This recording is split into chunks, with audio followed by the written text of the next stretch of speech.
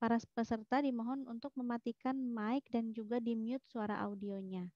Kemudian nyalakan kamera depan di laptop atau di handphonenya. Kemudian screenshot bukti webinar yang teman-teman ikuti saat ini. Bagi peserta yang salah kamar webinar, harap untuk segera meninggalkan Zoom Meeting ID ini dengan mengklik button End dan juga leave meeting room-nya. Kemudian webinar ini akan berlangsung selama kurang lebih 20 menit untuk satu sesinya sebanyak 100 peserta. Sudah jelas ya, yang belum dinyalakan kamera depannya silahkan boleh dinyalakan terlebih dahulu, kemudian di screenshot untuk bukti ya. Dan yang belum absen silahkan boleh sambil absen ya. Oke, perkenalkan saya dengan Miss Suci, senior trainer dari RCK. Saya ucapkan selamat datang kembali ya untuk teman-teman. Untuk webinar kali ini saya akan coba memberikan sedikit ringkasan dari beberapa pelatihan yang RCK sediakan untuk teman-teman. Dan nanti kita akan coba sambungkan gitu ya. Kita sambungkan dengan kehidupan kita sehari-hari dengan kejadian-kejadian atau contoh-contoh kasus di kehidupan kita sehari-hari gitu ya. Oke. Saya ingatkan lagi nih yang belum dinyalakan kamera depannya, silakan dinyalakan terlebih dahulu kemudian di screenshot. Oke. Oke. Nah, teman-teman, untuk keseluruhan teknik yang RCK sediakan sebetulnya satu dengan yang lainnya berkaitan. Kenapa? Karena kita kan sedang membicarakan mengenai communication series ya. Jadi bagaimana cara kita berkomunikasi. Karena di keseluruhan teknik ini komunikasi itu nanti akan selalu digunakan. Apalagi yang dengan presentasi kerja, wawancara itu kan nanti kita akan menggunakan nih teknik cara atau teknik kita berkomunikasi gitu ya. Nah, gimana sih caranya berkomunikasi supaya kita nih, apalagi pas nanti wawancara, bisa dapat nilai yang lebih begitu ya di mata HRD nih, supaya kita nanti akhirnya bisa diterima di perusahaan yang kita lamar tersebut, di posisi yang kita inginkan tentunya. Kita coba lihat dulu dari CV-nya ya. Sebelum melakukan apa namanya eh, wawancara begitu, yang pertama kita lakukan adalah melamar pekerjaan, kemudian kita biasanya mengirimkan CV kita ya. Nah, coba dilihat dulu CV-nya, dibaca lagi baik-baik, apakah sudah terlihat profesional CV-nya atau malah isinya cuma curhatan aja ya. Kalau untuk biodata diusahakan data harus akurat mungkin, sesuaikan dengan KTP atau kartu keluarganya ya. Kemudian data pendidikan biasanya kan diminta ya. Kemudian pengalaman atau kadang suka ada juga yang diminta untuk menceritakan atau mendeskripsikan diri kita. Nah, untuk mendeskripsikan diri kita ini, hati-hati jangan sampai teman-teman malah jadinya curhat, ya. Terkadang terbawa suasana, saking semangat nulis, tiba-tiba isinya malah jadi curhat. Nah, jangan sampai ya. Curhatnya seperti apa nih, Miss? Curhatnya macam-macam. Ada yang kadang ditulis nih di lamaran pekerjaannya, saking kita pengen banget diterima di perusahaan itu, misalnya nih, langsung ditulisnya saya adalah orang yang sangat jujur, misalnya. Saya akan bekerja sangat baik jika saya diterima di perusahaan Bapak, misalnya gitu ya. Wah, itu udah ngasih janji-janji palsu tuh. Kalau nanti diterima ya kan, atau kalau nanti kita bisa tepati. Tapi kalau misalnya kita nggak tepati, wah, bumerang tuh nanti buat kita ya. Jangan sampai yang seperti itu tuh yang harus kita perhatikan ya. Nah, diisi CV tersebut coba lebih diutamakan teman-teman tulis mengenai kompetensi, mengenai kemampuan, skill teman-teman yang teman-teman kuasai dan yang sesuai dengan posisi yang kita lamar di perusahaan tersebut, gitu ya. Jangan beda jalur nih ngelamarnya misalnya jadi driver, tapi kita mampunya misalnya di bidang apa ya, misalnya di bidang kita pernah kuliah misalnya mengambil pendidikan di teknik mesin misalnya gitu ya. Nah, kalau misalnya untuk driver kan agak kurang nyambung gitu ya. Alangkah lebih baiknya nanti kita ceritakan sesuai dengan kompetensi yang kita punya dan kira-kira nih kriteria apa nih yang dibutuhkan sama posisi yang ada di lowongan tersebut. Kalau bisa itu yang kita sesuaikan gitu ya. Jadi kalau misalnya kita mampunya misalnya saya mampunya di bidang pelayanan nih. berkomunikasi misalnya gitu ya, mengajak orang lain untuk membeli produk seperti SPG gitu ya, atau misalnya kita menjadi marketing gitu ya sebuah perusahaan menawarkan ke perusahaan yang lain, kita mampunya di situ misalnya. Tapi karena lamaran kerjanya yang kosong akunting misalnya, sedangkan kita nggak tahu nih tentang akunting sama sekali misalnya gitu, nggak tahu, aduh akunting itu apa nggak ngerti, pokoknya udah deh yang penting coba-coba aja dulu gitu kan, siapa tahu masuk, siapa tahu rezeki misalnya gitu. Nah jangan juga kayak gitu ya, kita sesuaikan dengan kompetensi yang kita punya apa gitu ya, sesuaikan dengan posisi yang kosong di perusahaan tersebut apa, itu yang kita lamar gitu. Jadi jangan jangan menjebak diri sendiri. Misalnya nih jurusannya pendidikan, pendidikan terus tiba-tiba masuk perbankan, nggak nyambung kan misalnya, background pendidikannya ekonomi masuk perbankan misalnya gitu ya, itu masih nyambung ya kan. Tapi kalau misalnya dari misalnya dulunya bagian keperawatan sekolahnya gitu ya, terus tiba-tiba misalnya mau ngelamar kerjanya, ah udah deh yang ada aja, masuk ke perbankan. Nah ilmunya nggak kepake ya kan, sayang ya. Kalau bisa cari eh, posisi yang sesuai dengan kompetensi yang kita miliki gitu ya. Nah, coba kita lihat CV tadi sudah. Karena nanti pas wawancara tuh si HRD tuh kan pasti pegang CV kita kan, pasti baca nih, oh dibaca. Oh, nih Mbak Reza nih CV-nya gini isinya. Oke lah nanti ini deh, ini nih yang bakal jadi bahan pertanyaan buat saya nih. Nah, biasanya gitu tuh ya. Biasanya cari-cari kan tuh. Mereka kan cuma tahu kita dari CV ya, belum pernah ketemu sebelumnya ya kan. Cuma tahu kita cuma dari CV aja. Atau nanti lihat lagi, oh Pak Ali nih sebelumnya driver nih dulunya nih. Oh bisa lah dia di sini. Coba tapi nanti kita lihat dulu deh orangnya kayak gimana misalnya gitu ya. Apa dia misalnya meyakinkan atau dia misalnya malah terlihatnya kayaknya nggak tertarik dengan posisi yang ini misalnya gitu. Kan nanti diceknya gitu ya, cross checknya nih antara CV dengan kita pada saat wawancara tadi, ya kan? Betul ya? Kalau yang udah pernah wawancara mungkin udah tahu ya seperti apa eh, deg-degannya, terus blanknya gitu ya, atau apalagi kalau ditanya misalnya Pak Hardianto, silahkan ceritakan tentang diri Anda.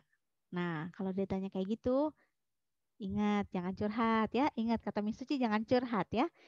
Jangan sekali-kali curhat, apalagi misalnya mengutarakan masalah pribadi kita. Misalnya kita eh, hampir setiap orang kan punya masalah ekonomi masing-masing, ya kan punya permasalahan hidupnya masing-masing, berat atau ringan ya kan, tergantung orang itu sendiri ya. Tapi setiap orang kita kan punya masalah masing-masing. Nah, jangan sampai masalah kita tuh nyampe tuh ke si HRD. Misalnya kita pas datang tuh semalam abis ribut, misalnya abis berantem nih sama pacar, pusing nih ya kepala ya. Lagi berantem, besoknya wawancara gimana nih? Nah, misalnya nih, silakan Mbak Asmidar misalnya. Terus duduk, terus pas ditanya Mbak Asmidar udah panjang lebar nanya gitu ya, terus Mbak Asmidar punya pacar? Punya Bu, saya habis berantem semalam, sebel saya. Oh, langsung curhat ya. Nah hati-hati tuh yang kayak gitu ya, kan HRD nggak butuh itu, kata HRD ih bodo amat mau curhat, mau berantem kayak mau gimana juga terserah gitu kan, bukan urusan gue gitu. Nah tapi maksud si HRD apa sih nanya kayak gitu ya, maksudnya dia ingin mencari tahu nih dari cara kita, gimana sih cara kita mendeskripsikan orang-orang terdekat yang ada di sekitar kita. Jadi kalau Asmita nih nyeritain pacarnya kayak gitu. Oh berarti nanti kalau misalnya kan dia bisa aja nih mengkaitkan gitu ya ketika nanti pada saat kerja, oh siapa tahu nih nanti pas ribut sama teman kerja, malah diomong-omongin ke yang lain. Wah bisa jadi adu domba nih. Oh jangan deh orang kayak gini bahaya nih. Nah bisa kayak gitu kan ya. Akhirnya nanti si HRD-nya bikin kesimpulannya bisa seperti itu gitu. Nah jadi hindari, saran saya hindari curhat, apalagi yang udah urusan masalah ekonomi. Aduh, misalnya kata Pak Wasil Samsudi, duh Bu, tolong terima saya ya Bu. Saya udah lama banget nih nganggur, udah setengah tahun. Saya nggak punya penghasilan apa-apa. Tolong ya Bu. Perekonomian saya tuh udah kacau Bu. Tolong ya Bu, terima. Mohon-mohon misalnya gitu ya. Itu juga belum tentu diloloskan gitu. Dengan cara kita mohon-mohon itu belum tentu diloloskan gitu ya. Terus kata Pak Rudi misalnya, Bu, istri saya mau lahiran, Bu. Tolong ya, Bu. Kalau bulan ini saya nggak megang uang, aduh, Bu, saya gimana lahiran? Saya malu, Bu, pinjam-pinjam tetangga, Bu. Mereka nggak akan mau tahu itu juga, gitu ya. Jadi jangan sampai tuh masalah-masalah pribadi kita terblow up gitu. Jangan sampai. Kita tahan aja. Pokoknya kita di depan mereka yang sok cool, mau masalah di belakang segede apa gitu ya. Pokoknya depan mereka harus cool, harus kelihatan tenang. Terus kita harus jawabnya dengan penuh keyakinan, tegas gitu ya. Percaya diri, itu yang kita perlukan pada saat nanti wawancara, karena dengan wawancara kan biasanya nggak lama-lama ya. Di waktu yang sesingkat itu mereka tuh mau melihat kesiapan kita menghadapi wawancara itu seperti apa. Kemudian mereka juga mau melihat nih, kira-kira nih kalau ditanya seperti itu, nanti respon kita seperti apa gitu ya. Mampu nggak nih kita melakukan promosi tentang diri kita sendiri di hadapan mereka gitu ya, dengan momen yang seperti itu. Terus mampu nggak nih kita ngasih tahu nih poin-poin apa nih yang plus dari diri kita sampai akhirnya bisa bikin mereka tuh tertarik sama kita gitu. Poin-poinnya apa aja yang tadi? Sell your competence ya. Jadi jual kompetensi kita. Jangan masalah pribadi kita. Kan enak nih kalau misalnya, silakan ceritakan Mbak Dita Aulia misalnya, silakan ceritakan tentang diri Anda Mbak misalnya gitu. Terus Mbak Dita dengan langsung jawabnya, baik Bu, saya akan ceritakan tentang diri saya. Nama saya Dita Aulia, saya biasa dipanggilnya Dita Bu. Umur saya sekarang misalnya 20 tahun.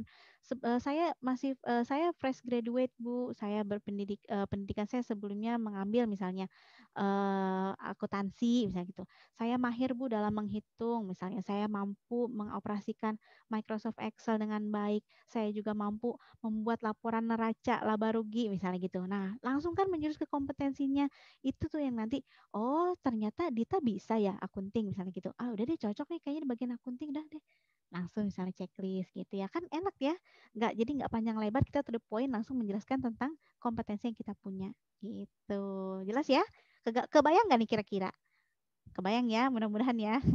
Nah, terus pertanyaannya, kalau kita sudah punya nih materinya nih, oh ya nanti pas wawancara saya nggak boleh curhat, saya harus ceritain skill saya, kemampuan saya harus menceritakan kompetensi yang saya punya apa aja. Terus yang jadi masalahnya, saya tuh orangnya pendiam, saya nggak bisa merangkai kata-kata. Terus gimana nanti pas wawancara? Ya, kebanyakan dari kita gitu ya. Beraninya di belakang sih, wow, panjang lebar ngomong ya. Tapi kalau di depan HRD biasanya kan suka mati kutu ya. Saya juga pernah ngerasain ya, kadang deg-degannya tuh kok beda ya gitu ya kalau di depan si HRD ya. Suka deg-degannya tuh kok begini banget rasanya gitu ya. Tiba-tiba suka blank gitu, apa yang udah kita rencanakan, ada apa yang sudah kita susun baik-baik nih, ah, nanti bakalnya ngomong gini gini gini gini dari A sampai Z, tapi begitu ketemu orangnya, der langsung. Kita cuma senyum-senyum, diem-diem aja gitu ya. Terus kalau ditanya, oh iya Bu, oh iya Bu. Nah, jangan gitu ya. Usahakan tetap menunjukkan keyakinan. Dari mulai kita jalan masuk ke ruangan yang tempat kita interview itu, kita dijabat tangan, kemudian kita dipersilahkan duduk, cara kita menatap si HRD itu, cara kita menyimpan nih tangan nih apa nanti di meja atau nanti di atas paha. Nah, itu yang harus diperhatikan juga nih. Teman-teman, ilmunya banyak banget ya, bisa dicari di internet gimana caranya biar sikap kita tuh terlihat meyakinkan di depan mereka gitu ya. Nah, kalau sudah meyakinkan seperti itu, kalau kita duduk sudah tegap gitu ya, udah enak, udah sambil senyum, kan HRD juga ngeliat kita tertarik gitu ya. Oh, kayaknya ini orangnya meyakinkan banget gitu. Bisa jadi nilai tambah tuh buat kita. Tapi pas ditanya, silakan deskripsikan tentang diri Anda. Kita jawabnya, gimana ya Bu? Saya gimana ya? Nah, suka ada yang kayak gitu ya enggak? Suka, iya Bu, suka malu-malu. Ya, say cat gitulah. Nah, jangan sampai kayak gitu ya, udah meyakinkan awalnya. Ketika ditanya dan harus jawab, saya nggak bisa ngomongnya Bu, itu di CV aja deh Bu, Ibu baca misalnya gitu. Kan nggak mungkin juga ngomong gitu ya kita ya. Yang ada udah langsung aja di blacklist gitu. Nah, latihan ya, untuk bicaranya perlu latihan ya. Pak Saiful Arif ya. Nih udah ada temen nih di belakangnya atau saudaranya siapa. Latihan. Pura-pura aja Pak Saiful jadi pelamar kerjanya, terus rekannya nanti jadi si HRD-nya gitu ya. Pak Usman misalnya sama anaknya nih, coba nak gitu, coba list pertanyaan di internet kan banyak tuh ya, nanti anaknya yang nanya, Pak Usman yang jawab misalnya gitu, nggak apa-apa, yang penting latihan kita ngomong, kita melatih cara mengolah kata-kata gitu ya yang keluar dari lisan kita nanti, supaya nanti hasilnya juga maksimal gitu, jangan sampai keluarnya belepotan gitu ya, yang ditanya apa jawabannya apa, jangan sampai begitu gitu ya. Latihannya dengan cara apa? Yang boleh dengan cara yang tadi, ajak keluarga di rumah untuk berlatih, adik kakak, bapak ibu atau saudara atau teman gitu ya, yang bisa nanti kita ajak apa ya, sharing gitu. Nanti syukur-syukur kalau misalnya teman yang kita ajak sharing ini bisa ngasihin masukan ke kita, misalnya, duh kayaknya Sadiah yang tadi kurang deh kata-katanya kurang pas misalnya gitu. Coba deh yang ini pakai kata-kata ini. Nah, nanti kan kita punya masukan lagi ya kan, tambah lagi tuh ilmunya. Nah, atau misalnya nggak punya teman, kasihan banget ya nggak punya teman. Misalnya karena lagi pandemi nih jarang ketemu teman-teman, bolehlah ada pancermin. Atau nih di laptop atau di kamera handphonenya juga boleh direkam. Nanti kita lihat, kita cek kata-kata yang keluar dari mulut kita seperti apa, ya. Nanti kalau misalnya udah direkam, kita evaluasi kira-kira apa sih yang kurang dari cara kita bicara ya Bu Darmianti ya. Nanti minta anaknya ngerekam nih. Bu Darmianti bicara, anaknya rekam ya. Nanti Ibu lihat nih, oh ternyata saya ngomongnya kayak gini ya gitu ya. Mau apapun misalnya pekerjaan apapun yang kita lamar nanti setelah masa pandemi ini selesai, itu kan terserah kita ya, maksudnya sesuai dengan keinginan kita nanti mau melamarnya kemana gitu ya. Cuman yang perlu digarisbawahinya adalah bagaimana cara kita mengkomunikasikan itu semua supaya nanti ketika waktunya tiba untuk wawancara atau misalnya ketemu sama bos kita, kita bisa mengelola kata demi katanya tuh dengan indah gitu ya sampai nanti akhirnya bisa membuat mereka tertarik dengan diri kita sampai akhirnya nanti syukur-syukur kita diterima bekerja di tempat mereka gitu. Itu harapannya ya. Sudah kebayang nggak nih kira-kira nih? Latihan ya, percuma punya ilmunya banyak, percuma kalau nggak dipakai, kalau nggak diaplikasiin ya. Nggak usah malu-malu lah di rumah, rekam aja. Kalau udah pede, sharing boleh ke tag IG-nya RCK boleh banget. Ini loh latihan saya RCK misalnya gitu ya. Boleh, boleh banget. Nanti kita review, nanti kita lihat-lihat, nanti saya intip-intip nih story-storynya teman-teman ya yang udah bikin video-video. Oke? Dicoba ya, karena kalau nggak dicoba sayang banget ilmunya ya, harus coba diaplikasikan. Mudah-mudahan dari sedikit ilmu yang kita sharingkan hari ini ada yang nyangkut nih, ada yang bisa teman-teman aplikasikan di kehidupan teman-teman sehari-hari gitu ya. Harapan saya sih begitu. Dan saya akan sangat berterima kasih sekali kalau teman-teman mau mau berlatih gitu ya, karena kesempatan kita kan sedikit ya untuk perform. Nah, kalau kita berlatih nanti ketika kesempatan itu datang, kita udah siap gitu. Oke? Terima kasih atas perhatiannya. Makasih juga nih udah tadi udah masuk ke waiting roomnya udah agak lama ya. Makasih banget antusiasnya. Mudah-mudahan sedikit banyak ada yang bisa kita aplikasikan di kehidupan kita ya untuk ilmu-ilmu yang saya sharingkan hari ini. Oke. Jangan lupa jaga kesehatannya. Selamat beribadah salat maghrib untuk yang muslim.